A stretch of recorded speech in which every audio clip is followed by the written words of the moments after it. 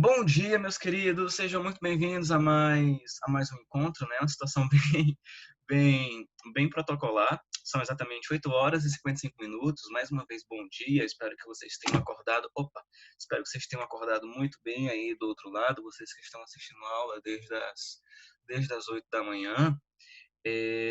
Amados, no nosso último encontro, nós trabalhamos com recursos expressivos, sobretudo voltado para a ironia, a ambiguidade e outros recursos que dão certos tons ao enunciado. Então, no nosso encontro de hoje, nós vamos trabalhar com três conceitos.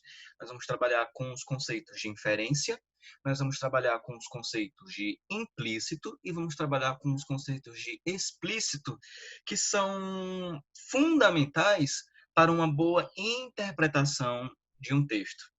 Percebam, eu não estou falando em compreensão textual, eu estou falando da interpretação textual, que é aquele processo que me permite fazer uma inferência, fazer uma dedução, fazer uma leitura, mas do ponto de vista pessoal, com base nos elementos que estão ali me dispostos, né? Então, vamos compartilhar o nosso slide, ok? Então, implícitos e explícitos. Mas o professor só acabou de dizer que é inferência.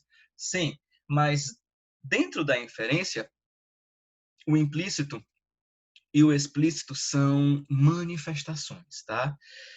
Nós vamos entender, né, daqui a pouquinho o porquê que eles estão dentro dessa situação toda, ok? Então, queridos, eu queria começar com vocês com essa imagem aqui, com essa imagem. É uma tela, não é?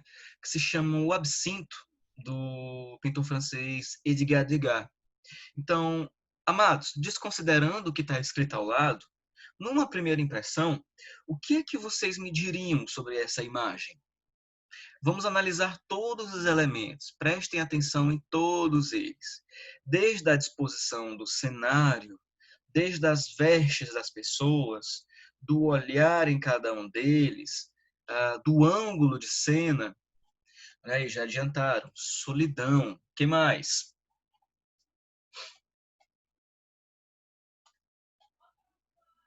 E aí?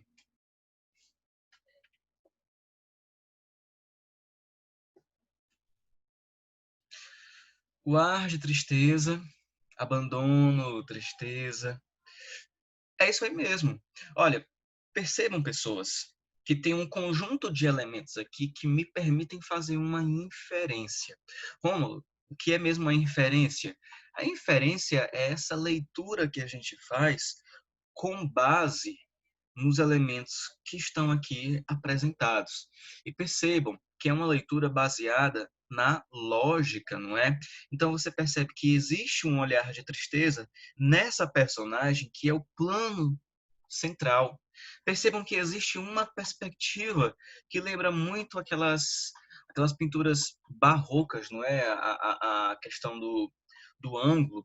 Você vê que existe uma outra pessoa que está olhando diretamente a um outro ponto, corroborando aqui com o olhar dessa personagem.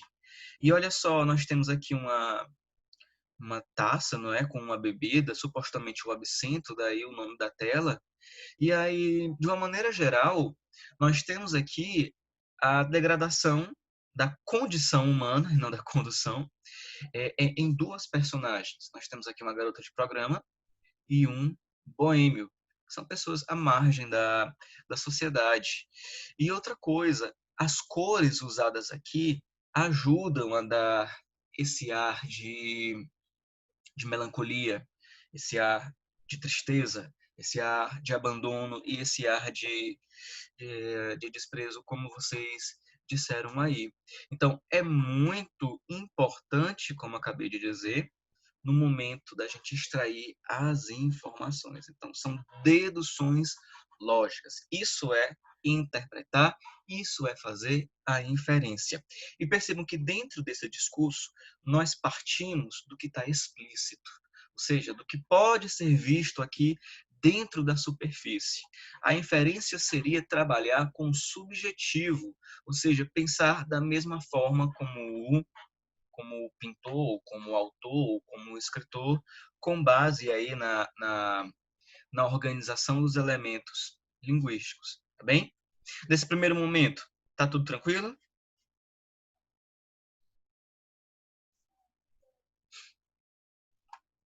Tá tudo tranquilo, pessoas? Não façam me sentir como se eu estivesse no centro espírita. Gabi, você está aí? Gabi, se me ouve, responda, Gabi. Ninguém está aqui jogando tabuleiro Oi. Ouija.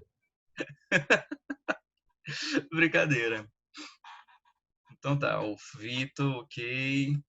Então vamos dar continuidade, pessoas. Ó, então fazer uma inferência de algo. Fazer uma inferência, pessoal, é compreender, tá, a conclusão lógica do ponto de vista da observação. Por exemplo, Aristóteles é humano, não é? Todos os humanos são mortais. Logo, Aristóteles é mortal. Se Aristóteles é humano e todos os humanos são mortais, então a relação de lógica existente entre esses dois enunciados nos permite inferir que Aristóteles é mortal. Então, fazer o jogo de inferência é trabalhar com a lógica a partir dos elementos presentes no texto, seja no texto oral, seja no texto escrito, seja na pintura, seja, enfim, em qualquer tipo de texto. Tá bem? Então, olha só essa imagem aqui do Bensky, que é um artista de rua que pinta aí os grafites bem legais. E aí, o que é que a gente pode dizer dela? O que é que a gente pode inferir sobre ela?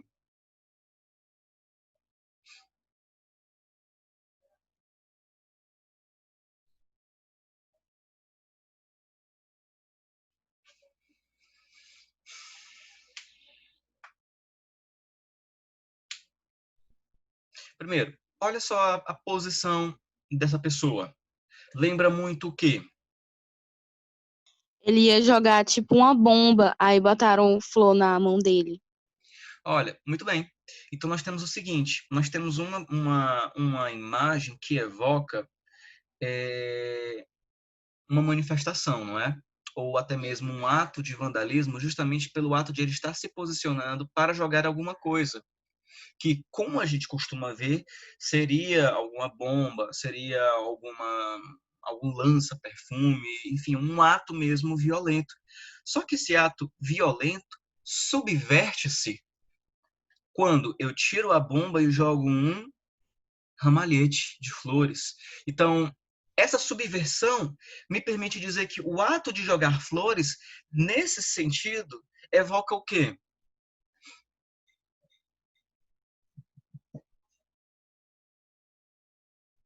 Olha só, subversão, não é? Será que o amor é um ato violento? Será isso que essa mensagem quer nos dizer? Com base nisso aí tudo?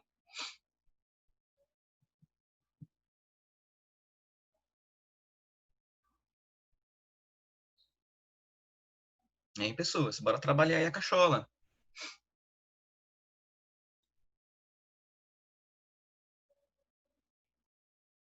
Se eu levo em consideração que o elemento flor é um elemento que simboliza beleza, é um elemento que simboliza amor, é um elemento que simboliza afeição, afeto, ou seja, bons sentimentos de maneira geral. Então, esse ato seria de espalhar afeto naquela determinada situação, não? E percebam, as cores, ele está totalmente em preto, enquanto que aqui há outras cores, né, sendo destacadas. E percebam que a cor preta é a que se faz mais, não é? Que constrói 50% dessa personagem, enquanto que as flores aqui estão em menor quantidade. Então, aquilo que está em menor quantidade pode se espalhar. Daí é uma leitura que nós estamos fazendo com base nesses elementos, né? Então, a subversão da violência dá lugar a uma manifestação, a, a, a um pedido de paz, a um pedido de carinho, enfim. Perceberam aí a lógica? Então, pessoas, interpretar nesse rolê todo não é o mesmo que compreender. A compreensão foi o que nós fizemos aqui, não é? A partir de todos os elementos. Nós temos uma pessoa que está em posição de ataque, é o que está no superficial, tá? Ele está segurando um ramalhete no lugar de uma bomba. Então, isso é a compreensão da imagem, desse tipo de texto, tá? Agora, fazer a interpretação é deduzir a atitude por detrás dessa postura. Atitude e postura são, né, são equivalentes, mas é poder compreender compreender, é poder fazer deduções ou fazer inferências acerca dessa imagem aqui. Daí, pessoal, o processo de interpretação nos permitir, enquanto leitores, realizar uma série de processos cognitivos mentais, não é? Para tirar as nossas próprias conclusões acerca de determinado texto. Então, quando a gente pega um texto escrito, por exemplo, como as provas de Enem, você tem lá a questão, tem um textinho. Então, quais são as pistas que eu tenho, ou o que eu posso fazer? Primeiro, traçar um mapa mental daquele, aliás, um mapa textual daquele determinado texto. Como é que eu faço isso, professor? Primeiro, dá uma olhada no título, dá uma olhada nas referências, procura as palavras-chave, vê como é que as palavras-chave estão alinhadas com a imagem, se elas estão lá. Se eu sei algo sobre aquele assunto, já conta bastante, mas nós temos que ter cuidado aqui em trazer elementos de fora do texto. Nós temos que trabalhar com elementos de dentro do texto. Tá? Então, título, disposição das imagens, a escolha das palavras, conhecimento prévio, ajuda no momento de fazer a nossa inferência. Tá legal? Alguma pergunta? Não, prof, tudo certo. Não? Então tá tudo tranquilo, né? Que bom. Então, olha, vamos trabalhar aqui logo com uma questãozinha do Enem, para ver como é que ele, né, aborda esse tipo de situação. Então, nós temos, acredito que nós já fizemos essa questão. Então, percebam. Bora ver logo a imagem antes da gente partir para o texto. Nós temos aqui vários elementos, não é? Da mesma cor, e eles estão caminhando em uma direção esquerda. E dentro desses, percebam que um se difere. Ele está em uma outra cor, vai numa direção contrária. E olha só, o que é isso aqui? Não é um dispositivozinho que se faz para dar corda em algo? É como se todas essas pessoas, ou aliás, todos esses seres representados aqui, que possivelmente representem as pessoas, sejam mecânicos, não é? Por estarem indo na mesma direção. Já esse cara aqui vai na direção contrária. É como se ele estivesse quebrando esse sistema aqui. Justamente, Flávio, para poder realizar um movimento oposto aos outros. E ele não tem, quer dizer que ele está, digamos assim, como diz o ditado, pensando fora da caixa. Percebam, pensar fora da caixa não conduz com a maioria, ele está livre dessas amarras aqui. Então, são conclusões que eu estou tirando a partir da análise de todos esses elementos, somado com o que eu sei. Agora, a gente pode partir para o texto, não é? O Cartoon faz uma crítica social. Lembrando que Cartoon, Charge, eles vão trabalhar com críticas, tá? A figura destacada está em oposição às outras e representa A. E aí? E aí, pessoas? Será a opressão das minorias sociais. Cuidado, só porque está atingido numa cor negra, né, não quer dizer que represente a pessoa negra como minoria. Letra B. Carência de recursos tecnológicos. Será se é por conta da cordinha? Não. Falta de liberdade de expressão? Não. Defesa da qualificação profissional ou reação ao controle do pensamento coletivo? Olha aí, controle do pensamento coletivo. Nós temos grandes instâncias, como redes sociais, como jornais, como mídias comunicativas, as mídias de comunicação em geral, todas elas servem para gatilho, para manipulação do pensamento coletivo. E essa pessoa não. Esse indivíduo aqui vai contra tudo isso. Daí ele se liberta dessas amarras e tem um pensamento próprio, não é? O individual e o coletivo, tá ok? Então, isso, pessoal, é fazer inferência. E olha aí como é que o nosso Enemzão trabalha com isso. Tem sempre um, né, Flávio? E é isso aí. Tem sempre um, pessoal. Percebeu? Estão passando. Queridos, agora, dentro da inferência, nós temos dois contextos, não é? Dois conceitos que são muito importantes. A inferência vai compreender o implícito e vai compreender o explícito. Então, eu trabalhar com o implícito e com o explícito é eu trabalhar com a pontinha do iceberg, sabe? Aquela expressão, a pontinha do iceberg, mas você não vê o que está lá no fundo. Então, o que está visível é o explícito, não é? O que é objetivo, o que é direto, o que é superficial, o que se mostra, né? O que está lá, o que eu posso perceber. Agora, o implícito é o que está abaixo da linha d'água, não é? É o subjetivo, é o conhecimento específico, é o famigerado nas entrelinhas. Por quê? Porque é a partir do explícito e da organização desses elementos que estão explícitos que eu vou traçar o sentido. É eu pensar o que isso está querendo me dizer. Qual é a mensagem passada dentro desse texto? É eu pensar de uma maneira próxima ao autor ou ao poeta. De que maneira? A partir do uso das palavras que ele escolheu e em como elas estão dispostas. É um exercício de decifração, digamos assim. Tá?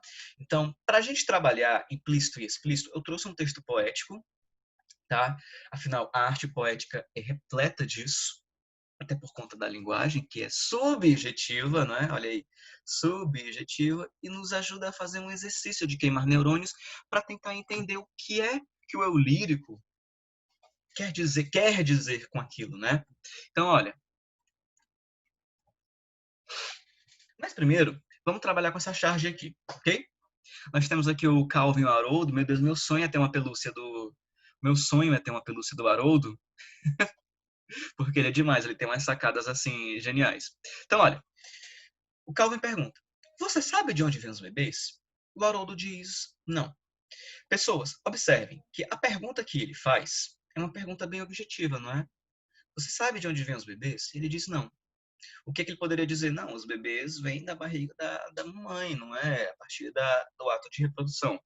Então, isso seria o explícito. A pergunta é o explícito, tá? É a informação objetiva.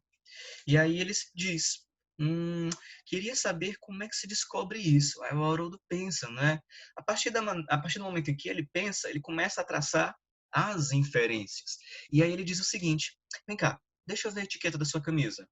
Oh, você veio de Taiwan.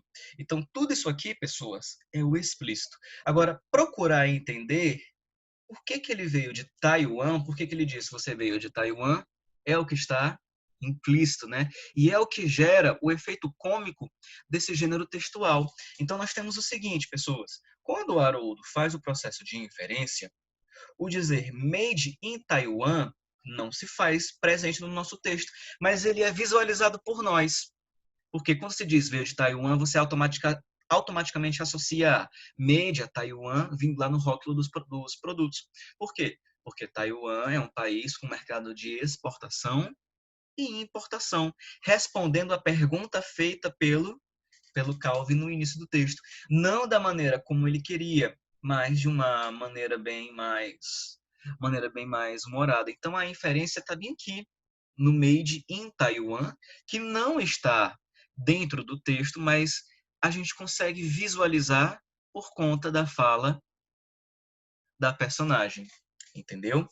Então, o explícito é tudo que está aqui, e o implícito é compreender o porquê que ele disse isso aqui.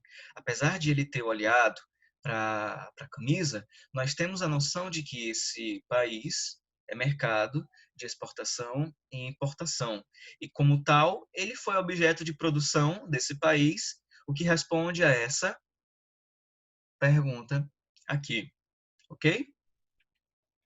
Perguntas? Não, né? Pessoas, a nossa aula vai até que horas mesmo, hein? 9h30. Ok, temos tempo. Então, olha só, meninos. Olha só. Desiguais na fisionomia, na cor e na raça, o que lhes assegura identidade peculiar, são iguais enquanto frente de trabalho. Num dos cantos, as chaminés das indústrias se alçam verticalmente. No mais, em todo o quadro, rostos colados, um ao lado do outro, em pirâmide que tende a se prolongar infinitamente, com mercadoria que se acumula pelo quadro afora. Amados, nós temos aqui um comentário acerca da pintura da Tarsila do Amaral, Os Operários, não é? Que representa aí o espírito, né, de desenvolvimento do Brasil lá no início do século passado. Então, fazendo a leitura dessa imagem aqui, nós temos rostos diversos, não é? Que ilustra bem a diversidade cultural que era pregada pela tendência modernista lá no século passado. Em face a quê? Ao desenvolvimento da indústria. E aí vem a pergunta. O texto aponta, no quadro de Tarsila do Amaral, um tema que também se encontra nos versos transcritos em. Ou seja, nós temos que trabalhar com a associação de conhecimentos aqui. Então, eu tenho que catar essa informação e decifrar se ela bate de frente com o que está implícito em cada um desses caras aqui. Então, vamos ver. Pensem nas meninas cegas e inexatas, pensem nas mulheres rotas alteradas. A flor, a rosa de Hiroshima, do Vinícius de Moraes. Não bem, não muito bem, até porque isso aqui se fala de destruição, não é? O que que diz aqui? Desiguais na fisionomia, na cor e na raça, o que lhes assegura identidade peculiar, iguais enquanto frente de trabalho. É a informação. Então, nós estamos trabalhando aqui com igualdade, tá? B. Somos muito severinos, iguais em tudo e na sina. Há de abrandar estas pedras, suando muito em cima. Será? Olha quem diz, João Cabral de Melo Neto, Morte e Vida Severina. Será? Não sabemos. O funcionário público não cabe no poema, com seu salário de fome e sua vida fechada em arquivos. Será isso? Gente, nós estamos falando de igualdade, funcionalismo público aqui é privado. Não sou nada, nunca serei nada, não posso querer ser nada, não é? Tenho em mim todos os sonhos do mundo. Aqui é algo mais introspectivo. Fernando Pessoa, bem característico dele, né? A temática existencial. Qual letra E? Os inocentes do Leblon não viram o navio entrar. Os inocentes, definitivamente inocentes, tudo ignoram. Mas a areia é quente e é um óleo suave que eles passam pelas costas e aquecem. Gente, inocentes do Leblon. Leblon é uma área rica. Pessoas que não veem nada, que tudo ignoram. São pessoas mais abastadas. Gente, a única coisa que trabalha com o coletivo aqui é a letra B. Somos muito severinos, olha aqui, são várias pessoas, iguais em tudo e na sina. Eles são iguais em quê? Além de serem trabalhadores, eles compartilham da mesma identidade, não é? Soando muito em cima de quê? Letra B, pessoas. Nosso Enem aí arrasando, como sempre. Pessoas, então olha só. Nós vamos trabalhar aqui com sinas, usinas lá de trás, soando muito em cima, não é? Uma por cima da outra, praticamente. Bem observado, Flávio. Então, olha, como dito para vocês, nós temos o seguinte, pessoas. Dentro do texto poético, o implícito e o explícito se fazem de uma maneira bem gritante. Por quê? Primeiro, nós temos aqui uma letra de uma música. Uma letra de uma música é um texto poético. O nome da música se chama Dói Sem Tanto. E aí percebam que o nome da letra não diz muita coisa. O que ser esse dói sem tanto? O que dói sem tanto? Então, se te deixa uma pergunta, você deixa algo implícito, que talvez o texto te ajude a responder isso aqui tudo. Essa pergunta, perdão. Então, olha só. Tu me dista do segundo que, se liberdade vem de dentro, diz então porque tuas amarras me machucam. Eu sei nossa verdade é bonita, lealdade é coisa rara, mas meu canto pede solidão para ver o mundo. Nessa primeira estrofe, tem muita coisa sendo dita. No caso, você vê que existe uma relação, não é? Que uma relação que é positiva. Tu me dista do segundo que se liberdade vem de dentro. Diz então porque tuas amarras me machucam. Então nós temos aqui uma situação de que o eu lírico se sente preso em relação ao amado. E percebam, liberdade, amarras, tuas amarras, liberdade. Nós temos aí uma plurissignificação desses dois conceitos. Ou seja, saem do sentido próprio e passam a ter uma outra conotação dentro desse texto. O que seria essa liberdade? O que seria essa amarra, não é? E aí ela diz: lealdade é coisa rara, mas meu canto pede solidão para ver o mundo. Como assim meu canto pede solidão para ver o mundo?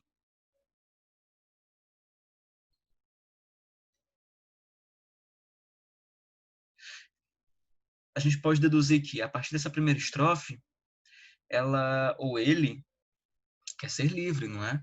Ou ele quer ter uma liberdade que o outro tenha, mas que não fornece, ou simplesmente quer terminar a relação. Por quê? Meu canto pede solidão para ver o mundo. Gente, em textos poéticos, a noção de canto como ato de viver é muito recorrente. Ou seja, eu quero viver a vida sozinho agora. Eu quero seguir sem você. Então, será isso que dói sem tanto? Ou ela quer ele ou ela quer um tempo para si própria, exatamente, né? E aí vem, dói sem tanto te lembrar, dando voltas e fazendo meu mundo bambu girar. Mas tu sabe que meu peito cabe muito, pede um tanto do meu jeito torto de seguir. Gente, dói sem tanto te lembrar. Quer dizer, quando ela lembra dele ou dela, dói alguma coisa lá dentro. Dando voltas e fazendo meu mundo bambu girar. Ou seja, a relação é legal, a relação é boa. Mas tu sabe que meu peito cabe muito, pede um tanto do meu jeito torto de seguir. Pessoas, jeito torto de seguir, jeito torto, é algo particular, é algo dela, ou seja, lá dentro ela quer algo com vontade, não é? Então nós temos aqui a seguinte situação: a relação é positiva e faz bem ao eu poético. Meu mundo bambu girar, mas há uma necessidade individual. Meu peito pede um tanto do meu jeito torto de seguir, ou seja, eu tô com aquela vontade de ficar só, né? Fim de namoro, né, Flávio? E aí, abandonando todas as defesas, distribuindo minhas cartas em todas as mesas. Pessoas, o ato de jogar cartas não é mostrar tudo, não é deixar tudo às claras. Abandonando todas as defesas é você se despir de tudo, é agir com honestidade, é agir com verdade, transparência, não é? Então nós temos aqui uma relação pautada em respeito mútuo e honestidade, não é? Abre aspas. Abandonando as defesas, pondo as cartas na mesa e a reafirmação do relacionamento. Como? Fazendo carnaval em terça-feira. O que é fazer carnaval em terça-feira? Terça-feira não é o dia mais animado do carnaval? Então, a relação é boa, me dando amor e fazendo besteira. Então, ela afirma aqui, com base em toda essa metáfora, que são metáforas aqui, que o relacionamento é bom, o relacionamento é respeitoso, o relacionamento é saudável. E reafirma isso, ela tem essa noção. E, na última estrofe, ela nos diz: não duvide do amor que tenho, é imenso e distante de mim. Tuas asas são teu movimento, quero as minhas no vento assim. Eu deduzo que esse final, não duvide do amor que tenho, é imenso e distante de mim. Pode ser que o outro ou a outra, né, deixe-a preso, no sentido de privá-lo ou privá-la de um montão de coisas. E aí ele diz, olha, não duvida do que eu sinto, né, por ti, é grande e diz muito de mim. E se tuas asas são teu movimento, uma metáfora de se você é livre, eu também quero ser livre assim. Como é que eu sei disso? Pela relação de sentido. Tuas asas são teu movimento. Gente, asas, liberdade, não é? Quero as minhas asas no vento assim, ou seja, também quero ser livre como você. E aí o eu lírico, diante da situação, pede ao interlocutor que não tenha dúvidas do sentimento existente. Sim, e pede que, assim como ele, haja liberdade pretendida. É aquela coisa, eu sou livre e se eu vou, eu volto. É isso, essa é a noção de liberdade. Até porque ninguém é dono de ninguém, ninguém fica preso a ninguém, porque se fica preso, não é relacionamento. Afinal, relacionamento é essa noção de liberdade, não é? Não, não é que ela quer ter uma vida de solteiro ou de no namoro, ser independente, não. Ela só pode estar avaliando, ou ele está avaliando, que existem certas coisas que não fazem bem, não é? Como a privação, tipo uma espécie de relacionamento abusivo. Então, observem pessoas que se tratou de um exercício de interpretação exaustivo, né? Mas com qual objetivo? Primeiro, nós temos que considerar a natureza desse texto, né? É um texto poético e, como tal, utiliza-se de bastante conhecimento implícito para o seu entendimento. Então, responde à pergunta do porquê que dói sem tanto. Não é? Dói quando eu lembro que a relação é assim, assado, mas me dói também quando você faz isso comigo. Ela está só sendo sincera com o interlocutor, ou ele, não é? Então, a linguagem é trabalhada em diversos níveis a fim de promover essa experiência. Diversos níveis, como assim? Você vê que tem momentos em que ocorre uma objetividade, mas a maioria dos outros momentos ocorre a uma subjetividade. Sobretudo aqui, abandonando as defesas, distribuindo as cartas, fazendo carnaval. Tuas asas são teu movimento, quer as minhas movimentos são metáforas. E se são metáforas, tem algo implícito por detrás, por conta justamente desse recurso, né, expressivo, tá? Então, pessoas, nós temos aqui 2 minutos e 40. Então, para concluir, trabalhar com implícito e explícito é trabalhar com essa relação objetiva e subjetiva. Percebam que a gente tem que, né, se debruçar para poder compreender. E nós vimos que o Enem trabalha nessa forma, associando linguagens, associando textos, justamente para tirar a noção desses dois textos e uni-las numa só. Beleza?